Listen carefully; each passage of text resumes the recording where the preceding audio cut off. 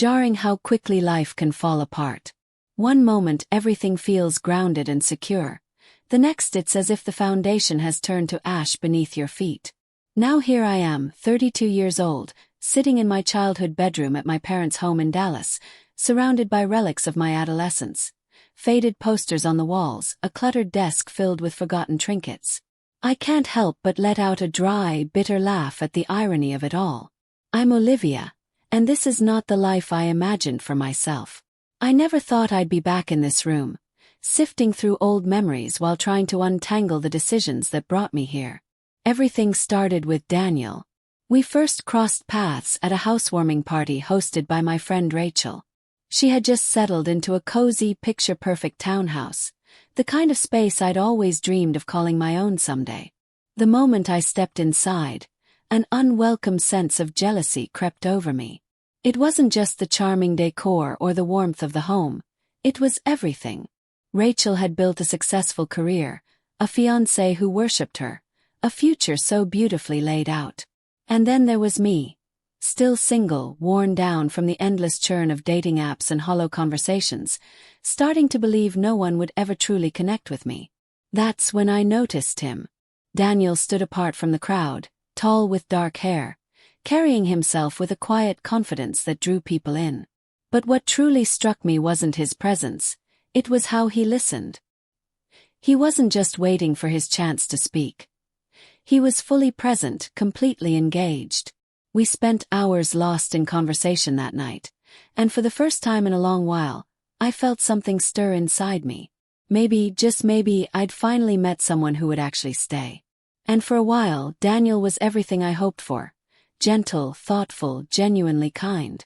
I felt safe with him in a way I never had before. Our relationship blossomed quickly, but it never felt forced. Within a year he proposed. A year later we said, "I do." It was everything I used to want. Loving, dependable, steady.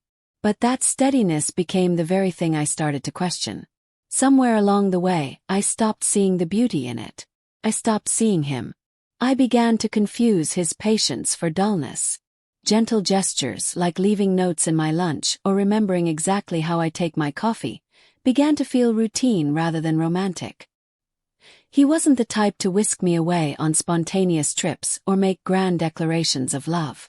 He was the kind of man who showed up every single day without fail. And instead of valuing that, I let doubt creep in.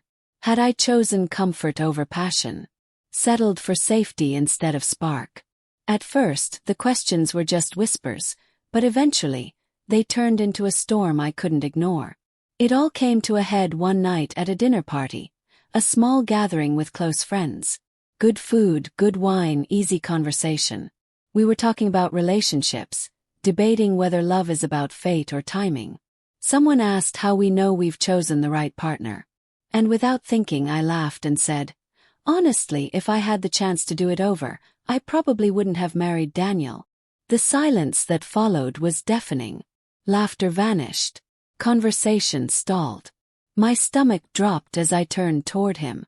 Daniel sat still, his expression unreadable, one hand tightening around his wine glass. "Wow," he said quietly, his tone sharp enough to cut. "That's good." Panic took hold. I tried to walk it back to make it sound like a joke said in poor taste. But the damage was done. His eyes were different now. No longer warm but cold and distant. He didn't yell. He didn't argue. That night, he simply went to bed without saying another word.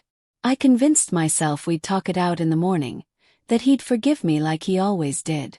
But when I woke up, his side of the bed was empty. His clothes were gone, his toothbrush missing.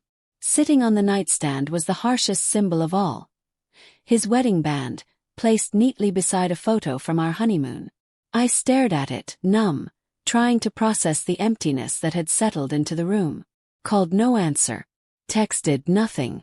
I clung to the hope that he just needed time, that he'd come back once the sting wore off. But days turned to weeks, and weeks became a month. That's when it finally sank in. He wasn't coming back. And what crushed me most wasn't just his absence. It was how easily he let go. While I was still reeling, paralyzed by grief and guilt, Daniel had already begun to move forward. One afternoon while walking downtown, I saw him at an outdoor cafe. He was smiling, laughing, sitting across from a woman who looked like everything I wasn't. Graceful, self-assured, stunning. She radiated the kind of confidence that didn't beg for attention. And Daniel looked at her the way he used to look at me, like she was his whole world. A swell of emotions surged through me. I wanted to rush over, to demand he remember what we shared, to plead for a second chance. But I didn't because deep down I knew he was gone. And worse, I understood now that I never truly deserved him. Regret isn't loud, it's quiet and creeping. It seeps into the corners of your life until you wake up and realize you've ruined something precious. I had something extraordinary and let it slip through my fingers because I was too blinded by what I thought I was missing.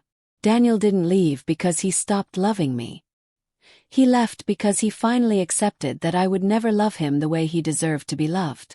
Now, sitting alone in my childhood bedroom, surrounded by fragments of a life that once was, I'm suffocating under the weight of my own decisions, wondering how I let it all collapse.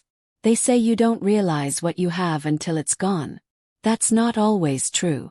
Sometimes you do know, you just never imagine you'll actually lose it.